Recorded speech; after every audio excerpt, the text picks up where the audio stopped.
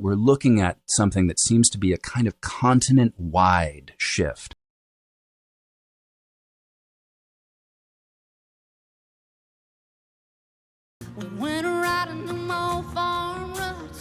Does everyone have an accent? Everybody has an accent, whether you know it or not. An accent is just the particular ways that we realize the sounds of a language variety that we speak, right? So, the vowel and consonant sounds and intonation and melody, that's an accent. It's the sounds. But that's an accent, and you can't not have one unless you're not talking. How do they kind of develop? The fundamental rule of thumb is this basic bit of human code that we've got, which says talk like the others talk. We've measured this, linguists have measured this over and over and over again, in place after place, in language after language, in context after context. And it basically always happens. If we're face to face talking to another human, our accents start to converge towards each other. But that phenomenon, which people think is a sort of like, oh, it's so funny when someone goes somewhere and they start to sound more like the place, it is actually what accounts for how we acquire our native accents in the first place. We learn language very, very, very early, right, from our early caregivers. But very quickly, as soon as we start having, other kids our age, right, that we're going to school with, nursery school, kindergarten, we start to sound like them. So we get this basic linguistic maxim, which is that people sound like their peers, not their parents. And it's funny because it's, and this is something I think it's a point that's sort of worth lingering on just for a second, because, very, very frequently people want to ask me a question about their accent or their husband's accent or something like that. And they always start with a little biography that always includes where their parents are from. And it rarely matters. It's usually a non-factor. So when I think of kind of accents in the United States, like the big ones that jump out at me are like the Boston, the bah, or however you say it, like the Southern accent. Do those places, have they retained their accents more? So I feel like that's a place that has more of an accent? Or is that accent just recognizable and I don't realize that where I'm from has retained its accent just as much? I just don't think that I have one. The accents that sound to us, in general, like, oh, that's less of an accent or less strong or less pronounced an accent, it really just does mean that it's higher up on that scale of social prestige. Probably is the one spoken by more people who have college degrees, especially like college degrees from fancy colleges, right? It just maps onto that. At the same time, there is a lot more accent and dialect diversity on the East Coast of the U.S. than there is on the West. How are they generally like segmented? Is that broken up across like state lines, political lines, geographic lines? Like, how does it determine in general where an accent is going to kind of start and stop, if that makes any sense? As soon as you start looking for the difference and sort of, kind of pulling things apart, you're starting to draw smaller and smaller and smaller circles. And if you're from a place, then, you're probably really, really, really good. Your ear is really attuned to making those fine distinctions to be like, oh, you're from that side of the river versus that side of the river. In terms of how linguists are drawing these distinctions, right, these bigger or smaller circles and saying, like, here's where one dialect begins and one dialect ends, they're looking for deep structural patterns. Like, for example, half of North Americans have what's called the Cot Caught Merger. And you can hear, by the way, I pronounce those words, that I do not have that merger because I say cot, C-O-T, and caught, C-A-U-G-H-T, differently. How about you? I caught the apple. I sleep on a cot. If you're not merged, you're real close. You're like, right, like in progress. Right. Like it sounds like, okay, maybe there's a difference, but I don't really, like, it's not much. Do you think there's one? When you say the names Don and Dawn, like, are those the same name to you? The sun rises at dawn. I met my friend Dawn. Yeah, they sound pretty identical to me. We'd have instrumental measurements of a bunch of different tokens to like really make a call. Where'd you grow up? Midwest, Kansas, Wichita. Great. So you grew up in an area that has had the Cot Caught Merger for some time, right? It didn't always, but it has had it for a while. So people born 20 years ago, like a much higher percentage of Americans who are only 20 years old have the Cot Caught Merger, most of them, than 50 or 75 or 100 years ago, right? It's steadily progressing. And you can look at kind of heat maps as this has changed through the generations. But this is one thing. This is the kind of deep structural thing, because like if you have the merger, you have one fewer sound. You have one fewer total vowel sound in your inventory, right? So it's funny because it's like this merger actually tends to pass under the radar for most people, and yet it's a deep structural factor. So that's the sort of thing that people are doing when they're sort of drawing, dialect maps on the basis of accents. You can also draw them on the basis of, grammatical features or lexicon. Those are very, popular and deeply, deeply researched. Like what words do you use for roly-polies or fireflies for things in this place or the other place? Or what do you call the median divider in a highway or things like that, right? Yeah. So sometimes you're using those other linguistic sort of dialect features. Sometimes you're just using accent features. A great, great, great linguist named William Labov, who's the founder of sociolinguistics, basically, did a massive, massive project with some other researchers, produced something called the Atlas of North American English. And this is sort of the standard, really, for kind of looking at these. And he's using only sound features. And what you find is that accents do not map. We knew this already, but you can see it vividly, right? Do not map along political boundaries. What they do is they follow natural boundaries, right? So mountain ranges are going to cause a break in communication. Bodies of water are going to cause a break in communication, and settlement patterns, which follow those natural boundaries. So these boundaries persist. These boundaries from kind of ancient settlement movement patterns, and sometimes contact. Just like I was talking about at the beginning. Sometimes we accommodate more when we like someone. We don't when there's something sort of blocking that, right? And so we see that writ large. But yeah, they accents and dialects, they follow history. They follow settlement, patterns of settlement and movement, and then contact, and what kind of contact that is. And so we can find in any individual person's accent, we can trace all of that. It's all there. Can we kind of go through some major American accents, what you think about them, like certain characteristics about them, and then like, okay, if I was trying to do that, how would I do that? Sure. Boston. First of all, it's what we call non-rhotic.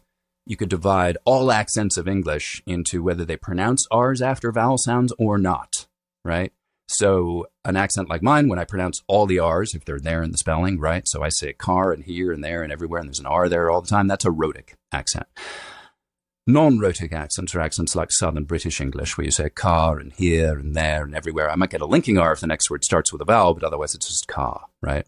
And that's where we get pack your car in Harvard Yard. Now, Bostonites love to point out you cannot actually park your car in Harvard Yard, but that's not why we were using that phrase, why it became a famous phrase. It's because it has a lot of R's in it that aren't there, right? It's a non-rhotic accent. Instead, what we have is a vowel sound. And that's the second thing that I think is kind of interesting here, is that the vowel sound itself is not a vowel that's in the back of the mouth like ah, which is what a non-rhotic New York or even Rhode Island accent would use, right? I'd say park your car in Harvard Yard. It'd be ah, ah. That's the open vowel that is there instead of any R sound. In Boston, it's a front vowel, meaning your tongue's kind of cupping low in the bottom of your mouth, like right behind your front teeth when you go ah, right? So pack your car, right? So New York, park your car. Boston, you want to try it? Pack your car. Pack your car. That's really good, actually. Oh, now, it was good? Oh, I was like, I don't know if it was or not. Yeah, no, it was good. We don't know for sure, but it seems at least plausible that the reason for that being a front vowel in Boston is Irish immigration. Last thing I'll throw in for a Boston accent, because we were talking about the Cot Caught Merger already. Boston and New England generally, certainly Eastern New England, is one of the prime original areas of the Cot Caught Merger. But where in much of the west of the U.S., you'll have it with just an ah sound like yours, right? So walk and talk and coffee, right? Those are words like caught. We use the same vowel sound, right? Those are just ah. This is an open kind of ah sound. In Boston and Eastern New England, the sound is rounded. So we've got ah, right? So we've got caught and caught, right? And walk and talk and coffee. So if you happen to not have the Cot Caught Merger, you use two different sounds, you might hear a Bostonian saying certain caught words, the ones that have a little rounding, like walk and talk and coffee, and think, oh, they're like me, except that they also do it with the COT words like stop and hospital, right? So stop, hospital, walk, talk. Southern. Which one? When I think of a Southern accent, I don't think of Florida. I don't think of South Carolina. I think of Alabama. Okay. And I couldn't do it Which to part? save my That's, yeah. Like just kind of a sugar. I don't know. I can't do accents very well. Great. When Well, I that gives think me of something to go off of, actually, because we've already built the foundation for, we're talking about one big like sorting mechanism we can use, right? Which is R sounds, right? So we've got non-rhotic Southern accents like you just did, sugar, where there's no R sound. And then we've got rhotic Southern accents where there is an R sound, sugar. And this has shifted drastically in the last 75 years. Basically, kind of since World War II and picking up speed in the latter half of the 20th century, latter 25 years even in the 20th century. The classic Southern accent, the thing that most non-Southerners think of as a Southern accent, certainly most non-Americans, right, is a non-rhotic Southern accent. If you think, obviously it's played by Vivien Leigh, an English actress, but if you think of Scarlett O'Hara in Gone with the Wind or Blanche DuBois in Streetcar Named Desire, we're talking about a non-rhotic, very old-fashioned kind of non-rhotic Southern accent. If you think of Foghorn Leghorn, something like that, right? Where we're talking about is Benoit Blanc was, kind of the glace onion. Yeah, that's what I think. He's using a historian named Shelby Foote. He's using an actual model for that, and we don't need to get into how accurately he's doing it or not. But the choice of model alone, it's a major aspect of the design, right? Because that's one of the things that makes that character feel a little anachronistic and out of time and heightened and weird in a way that I don't necessarily think is unintentional. But it's because he chose a model that is a representative of an accent that barely exists anymore. Certainly not for anyone under the age of 90. So non-rhotic Southern accents, at least for white Southerners, they barely exist anymore. There was a rapid re-rhoticization. So there's certain parts of the South, the inland South, the mountain South, places where the Scotch Irish settled a lot, the Southern Appalachians, on down into parts of Texas, because there's a lot of sort of settlement in that direction.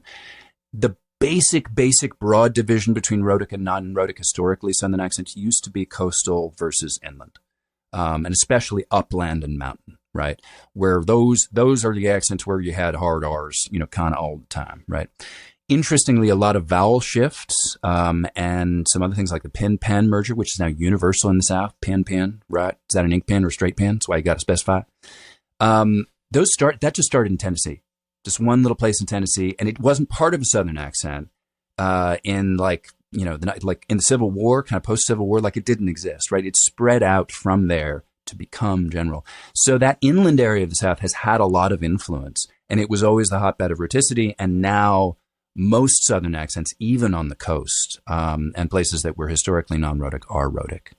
California. This is into the weeds, but it starts to get really friggin' interesting.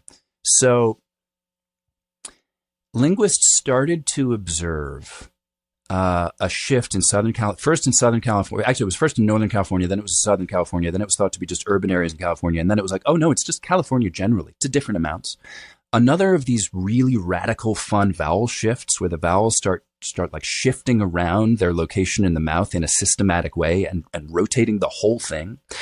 So if you think about your really stereotypical like surfer dude or valley girl kind of thing where you have a really open mouth, a bunch of vowel sounds are opening up. They're being pronounced with a lower tongue and jaw. So as in, for me, dress is starting to sound like as in trap, or if I were to use words that, would sound the same, like bed and bad, right? So bed in a California accent starts to sound like bad. And bad is getting even more open and going like bad. So almost like bod, like halfway to bod. At the same time, this Cot Caught Merger is happening. Like it's general across California, has been for some time, tiny little carve-out area around the Bay Area. Where it's making inroads, but they're still holding on with a distinction to some extent there. But for the most part, has this caught. And like Boston, they're starting to use like a slightly lip-rounded vowel, so caught, right, for both, right? So walk and talk and coffee and caught and lot and hospital and stop, right? So that, and then you've also got what's a back vowel, which is ooh, traditionally, starting to come way forward into something like ooh, right? So you've got dude. And what that ends up doing is we can actually draw a visual map of where your tongue is in your mouth. And linguists do this all the time to understand what's going on with these movements of vowels. The California vowel space has gotten shorter front to back. It's compressed on the horizontal axis, and it's lengthened on the vertical axis in kind of the same way as if you look at like still stock photo images of stereotypical surfer dudes and valley girls, they generally have open mouths, right? So there's that kind of open mouth posture. And by the way, smiling, like pulling your lip corners back, also has a similar acoustic effect to many of these things. Crazy thing is, very similar changes, not the goose fronting, but the open vowel things and the Cot Caught Merger happening in Canada. And relatively recently, some sociolinguists started going, wait a second. We've known for a while that this California vowel change and this Canadian vowel change are like really similar to each other, maybe happening for kind of similar structural reasons. People are now going, wait a second, they're the same thing. And it's not isolated to California and Canada. So you can find, and it's especially younger people, with very similar, all these key structural phenomena that are changing in really similar ways, kind of across North America. So we are looking at, this is something, the research on this is still kind of new and emerging, but we're looking at something that seems to be a kind of continent-wide shift, not happening to the same degree, in the same place at all times necessarily, but they are connected and they do broadly seem to be arising. Ultimately, a big part of it is that Cot Caught Merger because of the way that that's removing one vowel from the system, giving the others a little more space to spread out. Are you ready for some harder / listener submitted questions? Shoot, bring them on. What was the hardest accent you ever had to teach somebody? There's hard for me and there's hard for someone else, and they're never the same thing. There's 3 factors that determine whether an accent is harder or easier. One is the distance you have to travel, right? How similar or different is it from your own accent? The more similar it is, obviously that comes with its own difficulties, but broadly speaking, the more similar it is, the easier time we're going to have getting there. The other thing is exposure. It's familiarity, right? So Americans have heard, lots of all the different American accents, right? Americans have very often never heard a Welsh accent. So Americans tend to be, I wouldn't say there's anything particularly specifically difficult about a Welsh accent compared to, some Scottish accents, Irish accents, different English accents. But Americans tend to struggle real hard because it's just like so unfamiliar. It's like, what does the hell does that sound like? So we do a lot of listening, but like everything you've done up to the point where we start to work matters too, right? So if it's already really familiar to you. Third factor is identification. It's the imaginative component, because as complex and technical as all of this is, ultimately doing another accent, especially doing it like really fully embodied, means fully imagining yourself as someone who talks like that. So you break all that down and it's such an individual thing. And like, that said, when you have to travel a far distance, like, American actors working on Scottish accents tends to be really hard. Welsh tends to be hard. The tricky ones really are, Geordie. Newcastle's a really hard accent. I actually have never had to sort of perform in that or teach that myself. So it's sort of terra incognita from, like, I know some of the technical aspects, right? But like, I could not slip into a Geordie accent right now. So maybe I'll leave it with that one. Which one's Geordie? I'm not sure what. Northeastern England, kind of just south of the Scottish border. I can't even think of what it sounds like. I'm not going to do it. I was trying to get you to. You didn't bite. But the recent zombie follow-up, 28 years later, they're all doing Geordie accents in that. Jodie Comer, who's I think originally from Liverpool, but who's just absolutely brilliant at accents, just completely nails it. I have it on good authority, not my own assessment, but she's, if you want to hear what a Geordie accent, they're obviously your first stop should be look up actual people from Newcastle with Newcastle accents. But if you want to see it in a movie and see an actor doing a great job, Jodie Comer's like absolutely nailing it in 28 years later. What's like kind of the most unique one you had to teach somebody? The most specific that we get, of course, is idiolects. Is you're playing Obama, you're playing Muhammad Ali, you're playing Elvis, you're playing Bill Clinton. But yeah, that's definitely the most specific kind of thing, is one particular person's super famous, very familiar way of speaking. We got to try to match that. That's the high wire act. What would you say then, I guess, would be in your mind, if you only looked at it in terms of accent, the greatest acting performance in terms of, they nailed that accent. Like they got that accent better than anybody else. I think Jodie Comer's Geordie in 28 Years Later is truly, truly phenomenal. All right, Mara. All right. How's it going? Yeah, good. How's you? Hi, Candy. The people that that everybody talks about as being great accent performers, your Meryl Streeps and your Daniel Day-Lewis's and your Philip Seymour Hoffman's, like, yeah, every single performance in an accent that every one of them's ever done? No, they're not all the same. They're not all the same degree of absolute flat-out superb. But what I would say is this. What makes a truly great accent performance, something like the best work that, people like that have done, like, Meryl Streep, Sophie's Choice. Bin in Krakau geboren. Ich bin keine Jüdin. Auch meine Kinder nicht. Right, her Polish accent in Sophie's Choice. Daniel Day-Lewis and a number of things. I think, There Will Be Blood always springs to mind for me. My Left Foot, it's a great one. Heath Ledger's Brokeback Mountain. Have you been in Mexico, Jack Twist? Huh? Because I hear what they got in Mexico for boys like you. Which is I think, incredible. Philip Seymour Hoffman's True, his Capote. Do you think I took this job to spite you? I was writing the script as they were filming. It's getting everything right first, getting it completely and fully embodied, right? So it's like it is inside this person's body and soul. This person could only talk that way, right? Which has its own force when we're talking about an accent performance. And then there's this third layer. There's this third level that makes like a truly great accent performance. Once you have those first two things, which is always what we're working on, right? Which is when there are character and thematic reasons for why that person sounds that way.